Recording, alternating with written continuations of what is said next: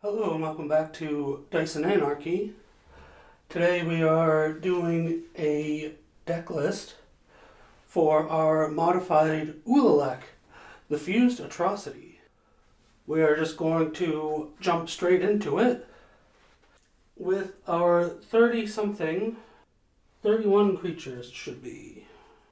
Starting with the ones that need a single color but are technically colorless.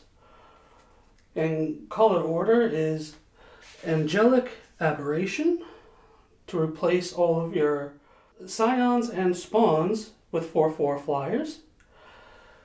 Eldrazi Displacer to do that over and over again. A Dimensional Infiltrator. A Deep Fathom Skulker. A Benthic Anomaly. A Drowner of Hope. An Elder Deep Fiend, who has an Emerge cost. A Sifter of Skulls. A Bismuth Mindrender. A Mutated Cultist. You can get the poison counters off of somebody else, but you can't get them off of you because it says target opponent. We also have a Distended Mindbreaker. A Hideous Taskmaster. A Barrage Tyrant to fling Eldrazi everywhere. A Chittering Dispatcher. A Vile Redeemer. A Worldbreaker. And an Oblivion Sower to grab lands off of somebody. Next we have the multicolored ones. The multicolored Eldrazi, but they are all technically still devoid, therefore colorless. We have the Catacomb Sifter. The Wastegate Battle Mage, a Mind Melter, a Titan's Vanguard, an Ulamog's Nullifier, a Fathom Feeder, a Forerunner of the Slaughter, and a Brood Butcher. We also have a Sire of Stagnation, a Flayer Drone, a Void Grafter, a Herald of Kozilek, and a Snapping Voidcraw. The only Planeswalker that is being run in here for backup right now is an Ugin the Ineffable. For lands, to back up these Eldrazi, there is one of each basic, and then 2 wastes, including a snow waste. There's also 2 temples, a Temple of Malady and a Temple of Silence. There are 2 landscapes from Modern Horizons 3, a Tranquil Landscape and a Twisted Landscape. Then there are 10 ping lands. So they tap for a colorless, or tap to add one of the 2 colorless and take 1 life. The rest of the lands, the 39 lands I believe, it's a high land count, are lands that can be utilized, like a Spawning Bed, a Tomb of the Spirit Dragon, a Ruins of Oran-Reef, Bonder's Enclave, Path of Ancestry, Secluded Courtyard, Cascading Cataracts, an Exotic Orchard, a Tectonic Edge,